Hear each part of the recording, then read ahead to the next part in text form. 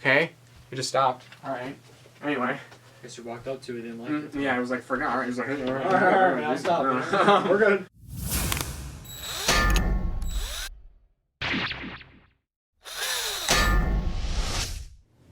Hey everyone, I'm Thatchmac, and this is Toa Kyrmin Okoto.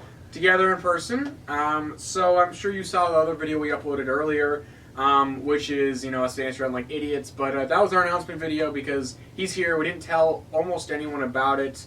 And why is he here? It's because there's a certain scene in Christmas 3 Part 2 that was way too much for me to take on, and it's a really ambitious, very large scene, and I needed help. So he stepped up to the plate and decided to help me out. So we've been working on that, but we decided we want to take a little break here so we could go over some questions. So yeah, the first question is, Brick Fair question mark? Yes, I'm going to Brick Fair and you're going to Brick Fair. Both exhibitors, so... Both exhibiting at Brick Fair. Look forward to that. Well, that's the plan. Yep. PS4 or Xbox? Nintendo Switch? I don't have much experience with the Nintendo Switch. Yeah. I'm going to go with PS4. Okay. But I like the same, but I have more experience. Chameleon was freaking naked. Is that what his species naturally looks like? He wasn't actually fully naked. He had some underwear on. But I don't really know exactly what his species looks like. We don't know if that was his skin or if that was like another thin layer of armor or something like that. I don't know. It's up for interpretation. We do know that his skin is he has black, pure black skin. Is that what his whole body looks like? I don't know. Maybe we'll find out one day. What's your next Hope character for Smash? Honestly, it was Banjo-Kazooie, so after that, I really don't care. You got everybody now. Yeah, everyone I wanted. Yeah. I can't think of anyone else right now. I don't really care. They can put in anybody they want. Is Krampus related to the Cataclysm in any way? No, they are completely separate. It's an interesting question. Separate entities entirely. I can guarantee you that. What's up, dog? Not much. Not much either. When does the April Fool's Day special take place? Good question. It takes place before Halloween 2. The April before Halloween 2 is when it takes place. So it's before they meet Fair or anything like that. That'll be in the beginning of the video. It'll have a disclaimer. Why don't your mocks have posts of their own? That's by Anaru, and that's a really good question. Pretty simple answer. Oh, it's actually, maybe it's not a simple answer. I don't consider myself a mockist. I don't want to sound, overconfident or, what's the word, pretentious, but I consider myself more of a content creator / storyteller. So for me, I don't make mocks to make cool looking mocks. I make them because I need characters in the story. That's why a lot of them you can barely be considered mocks, like Farah, because she's so custom. Can you really consider her a mock? Things like that. So for me, I'm not a mockist. That's just not my that's just not the content I create. I don't create cool looking mocks. I create a character design that reflects the character best it can, So it just doesn't, for me, because I don't really call them mocks. I call them models and everything. So because of that, I don't know, I just don't think that that's my avenue. I don't try and make, that's just not who I am, There's much better mockists out there where that's their commitment is making mocks. And I'm not that. I committed to story and character development. It's less so, I just don't really, that's just not what I am, So, yeah. Alright. We got Renzo Mox asking, how long is your lifespan? Tomorrow I will die. So, rip. Yeah, I think I got a couple weeks. Will Ghosty and Kamui ever break up? Because if they do, it'll make my heart will be broken. I'm not going to spoil what happens in the future. I can't say if they do or if they don't, So. Oh my. I can say whatever happens, it'll be what's good for the story and the characters, but don't overthink it. Okay, questions on the post. The April Fool's Day special was in and of itself an April Fool's Day joke, right? It doesn't exist? No, it does exist. It's just I've been so busy that I haven't been able to get it out. But it's actually halfway done. He's seen half of it. So he can vouch that it does exist. Yes. And it will come out. It's just I've been so busy that I haven't been able to do it. Which Biotube series, if any, would you most want to cross over with Bottom? So this is by Maniamac, and that's a good question. So the thing with that is I crossed over with Kasai way back in 2016, right? Yeah, Christmas. So 3 years ago. And I was a much smaller content creator. He had a few more subscribers than I did, and so he gave me a chance, a little bit of a smaller, more unique thing, and that really helped me out. So I won't be crossing over with very many series in the future. I've kind of wanted to resort to just developing my story without another character being in there every single time. I do want to just flesh out my own characters and everything. But if I did do crossovers, it would be with people who are in art series that are not majorly popular. It would be with more unique and smaller stuff, because I want to give exposure, like Kasai did for me, to unique ideas that from unique people who don't have very much attention put on them. You know, people who I think can do something really special. You know, like Renzo, he made, you know, I crossed over with him in Fodom way back when Renzo the series was just starting, and that series it was smaller and it's so unique and so different. That's the kind of thing I want to cross over with, because I don't want series with all the cliches I've seen a million times. I want really unique ideas, because that's what's going to keep the community going, not just recycling old stuff. And I want to raise awareness and support that, and push people to do really unique, different stuff, rather than really well-known series or content creators where it wouldn't be. I mean, those people are already doing great. They don't need my help. So, yeah, there's nothing I can't think of right now. But someone like Okoto, who is working on something right now, and HL was really cool as its own thing, and he's got some really. I've seen him and I've seen the potential he has. So crossover with him, and obviously I mentioned at the end of Fodom 6 that Kyrmin will show up in Fodom, because he's got a lot of really unique ideas in that regard and supporting that kind of stuff. And he's a much smaller content creator. I have no idea. How do you motivate yourself to work on your projects? I say I gotta do it. You know, I just gotta get up and do it. I'll listen to music, you know. That gets your ideas flowing. Yeah, I'll watch movies that I really like that will inspire me. Stuff like that. What do you do to motivate yourself? It's kind of, I gotta do it, you know? Yeah. I try before. Just the pressure. Yeah. Yeah. That's mainly what it is. Okay. I really liked your audio commentary for Fodom 6. Will you do any more for your previous Fodom episodes or for later ones? Yes, but I'm waiting to get the last Christmas special out, because what I'm going to do is do a comprehensive commentary with multiple people, maybe coming in and out as we go along, of all of the holiday specials, to just do a comprehensive on all of that. Maybe it would be split in half, because that's a lot of videos, because there's a lot of overarching character arcs and themes in those, and it's all just my stuff. There's nothing Bionic related, so I will do something on that eventually. I will go back, and that's what I have planned. This is by Meep. Do you choreograph your fight scenes to the music that go in the background, or do you pick the songs that play during the editing sequence, during the making of an episode of Fodom? I'm trying my best to think of a unique question that has been asked before, or that wouldn't have anything to do with spoilers. Thank you, because a lot of people do ask spoilers that are just like, what will happen to this? And I'm like, I can't tell you. So thank you for trying, and sorry, this is the best I could think of, and have a good day. Thank you, have a good day too, me. Yeah, so it changes, it depends. Sometimes I'll listen to a song, and then I'll just like plot out like a ton of specific actions and moments in a fight scene just by listening to a song. And sometimes I'll just have like a generic idea of the song. Like I will listen to the song, but I wouldn't have had any specifics, and then I'll just animate. It changes depending on the video, you know. Sometimes, like I said, it's super in-depthly choreographed, and sometimes I don't even know what the song is, and I just overlay it later on. So you just go with it. Yeah. But you can't, like I said, you can't tell the difference so far, so that's good. But yeah, sometimes it is and sometimes it isn't.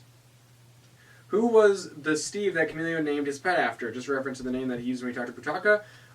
Well, both Steves are a reference to the same thing, which is an episode of the original Tales of Home with a character named Steve, who was a cameraman, who something happened with the timeline, and he needed to be deleted from the timeline and to write something. It was an old storyline, I think even before the first crossover came out. Yeah. And there's a character named Steven in that. His name is Steven. So Chameleon, I thought, well, all I know is kind of a sad moment, so to reference that, Chameleon calls himself Steve, and then he names Steve after Steven. So if you go back, you can ask Kasai, or go back to way the original Tales of Home, you'll see it. Yeah, even in 3.5. Yeah. When he first meets Steve. Yeah, he mentions it. Yeah. Do you like Halo? I do. I gave Prof an energy sword, and I gave Chameleon an assault rifle. So Prof. Not Prof. I gave Richter yeah. I gave Richter an energy sword, and in the Battle of the Cataclysm, I gave Chameleon an assault rifle and an energy sword. So I do really like Halo. Yes. How was your day? It was good. How was your day, Okoto? Pretty good, actually. Good. Do you have any specific inspirations for starting your channel, Biotube or otherwise? This is going to be a long one. I already talked about this one. This is going to take a while. Oh, yeah. So, the main inspiration was not any single Biotube series, and it was not, oh, I really like this content creator, I really like this series. It was more of, I had seen so many cliches and so many of the same old for self-mocks or for stories or for anything. And everyone really got stuck in a loop, you know? Like, oh, the main character, and he's a toe of shadow or a toe of, I don't know, terrors or nightmares, and then his whole Toa team died or something like that, and now he's kind of edgy and he's brooding and he's serious or something like that, or he's determined, and then he's got to defeat the evil Makuta, who's, you know, got you know what I mean? They all use the same types of heads, and it's all the same stereotypical. They're like these big, broad guys and these big old mocks, and it's the same old cliches, and there's no female characters, and if they are, they don't talk, and all that kind of stuff. I saw all these cliches, and I was like, well, Bionicle community is going to die if we keep recycling the same old story tropes, you know? If we keep having the same old Shadow Toa protagonist who's really edgy and is gripping with his secret dark side or whatever, then, you know, then we're going to get sick of that, right? And I got really sick of it. So I wanted to make a series that just rejected all of the cliches and went in the total opposite direction. And that's what Fodom came out of, because I wanted to do something. And I was like, well, how should I go about it? And I was like, okay, I want to make something unique, so I'll just totally go the inverse of all the cliches. It's not totally that, because if I would have done that, it would have been a very weird series. But most of the time, I wanted to do something different and negate those cliches. So Chameleon is not 15,000 years old, and he's not even a Toa. The story's construction has pretty much nothing to do with Bionicle. It's its own thing. And Chameleon's a 15-year-old kid. And instead of, you know, brooding about his tortured past, he just kind of shrugs it off and doesn't care, and he's sarcastic, and he's got white on his color scheme instead of like black, and he's green, and there's like no main characters who are green almost anywhere. This camera's freaking me out, it's blinking, I don't like it. Anyway, so as I was saying, Chameleon, and he was a kid, and he was very sarcastic and fun and lighthearted. And like I said, there's no Bionicle-related things, and the tone of it is very playful, and it doesn't take itself too seriously. It's not focused on some really overcomplicated lore, you know. Instead of having edgy mid-2000s music, it's got like 80s music, and there isn't. It's not like hinged or focused on action. It's much more about character. And instead of having, you know, normally in a Bionicle series, usually there's no female characters, and if there are, they're like one of like 2 or 3 stereotypes, and it's either an over-sexualized mock, right? Yeah. Or it's an edgy, you know, barely talks, type of thing. And they barely talk, or they're serious, or they got a duty, and they're focused on that, and they don't never talk, or something like that. It's one of those two things. And so I wanted to reject that, and I wanted to be like, well, I wanted there to be a lot of female characters in the main cast, and for them to not be those cliche stereotypes, but to be very, you know, different and I'm no feminist, but if we had balance, it was like, you know, this, and then these were females and this was males, and it was ridiculous. And I felt like there should be some diversity there. I mean, people always said that you could never do romance. It doesn't work, you know? It never works out. Well, it never worked out because nobody knew how to do it correctly, right? So I wanted to like go, like I wanted to really lean on romance because everyone said you can't do it. So I was like, had the reaction, when we say I can't do it, then I'm going to go do it. So I made the romance thing a huge part of it, and I really wanted to make it really good and have like a good chemistry there. And it's not focused on action. It's not just 2 really cool mocks fighting and you have no connection and you don't really know their backstories are way overcomplicated. It's more just about the characters fighting and you know, the Bionicle series were usually like backstory and action like focused and like cool factor. Those were like the focused things in the past, but I want to change that and make it character and emotion driven, you know? Those were the things I really wanted to double down on for Fodom, and that's where the inspiration came from. Just really doing something unique to really reinvigorate the community, to do something just a little bit different, you know? And to spawn, and that's also why like I support Renzo and people who do have really unique ideas that have nothing to do with Bionicle, because you know, we need more of that, because like I said, we've just been recycling these same old cliches for so long. And you after seeing 100 stop motion fight scenes, they just stop to matter when there's no emotional weight to them. You know, you gotta really get the audience on board with that, and that was my focus. You know, and that's where everything has come from since. It's mainly character driven,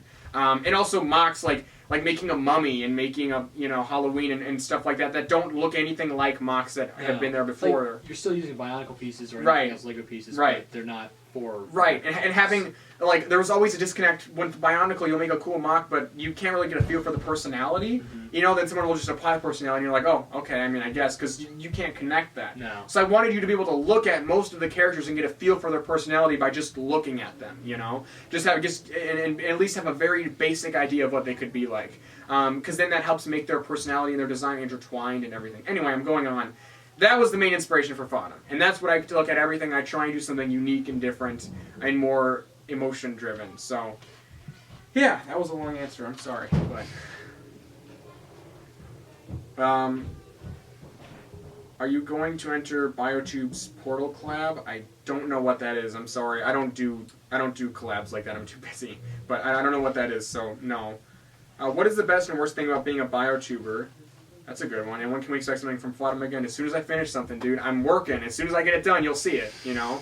I don't just hold it off, you know? Well, you know, you save it for later, right? You just No. I try and get them out as soon as I can. It's just I'm working on it, right? Normally when you're like, when's it coming out? Well, I'm currently working on it. Well, you especially know? seeing how you do in person. Like, now Oh, it's yeah. like, Yeah. I was like, how you... Like, you got to feel for, like, that little amount of footage we filmed took Yeah. so long, you know?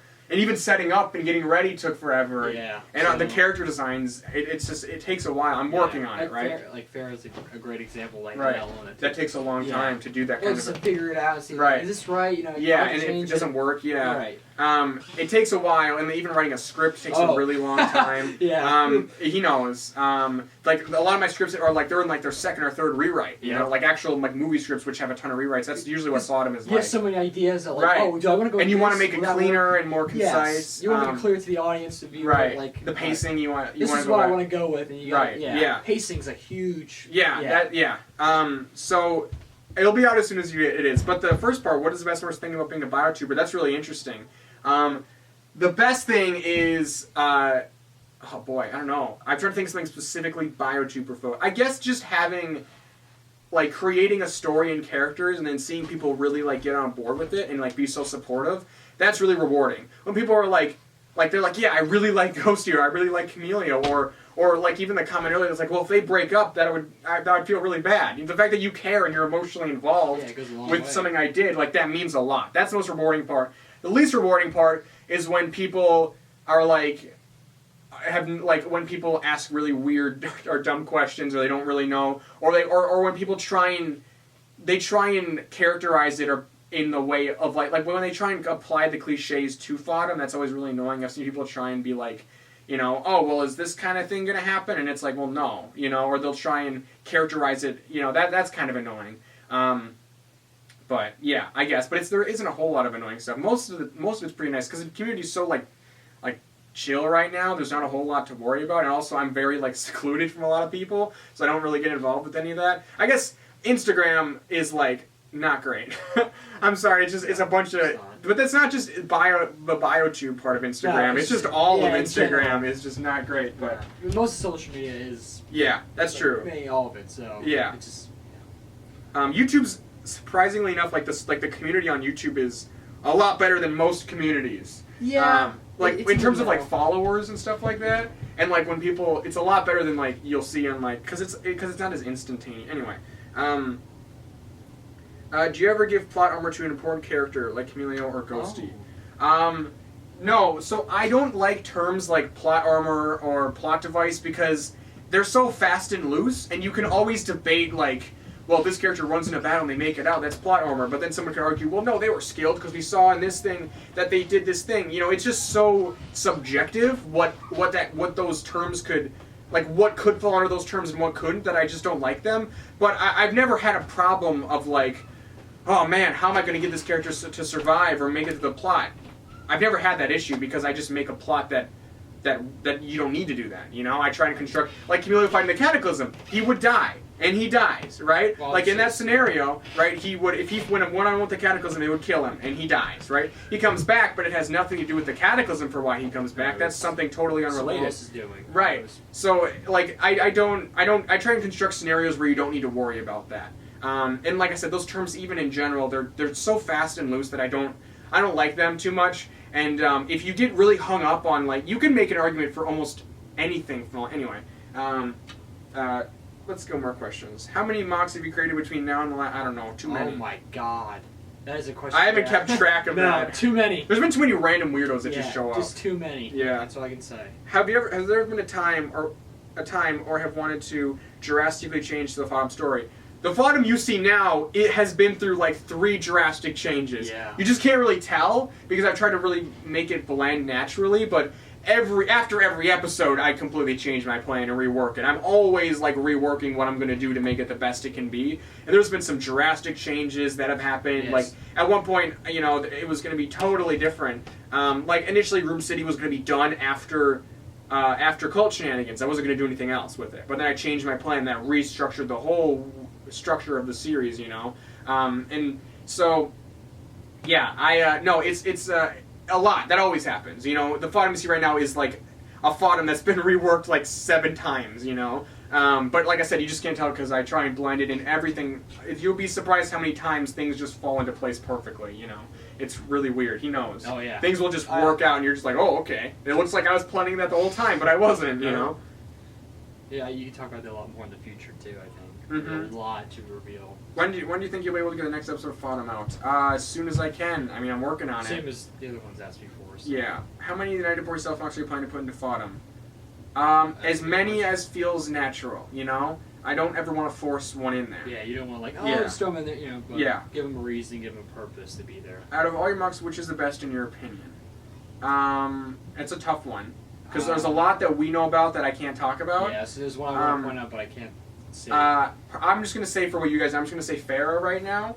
But she's barely a mock. I mean, Yeah. she's so custom. I just think the character design and the model I'm really proud of a lot. Because she looks like a mummy and her proportions are all good and her personality is echoed through the design and other colors. That's my favorite, like, design. You know, I'm really proud of Farah.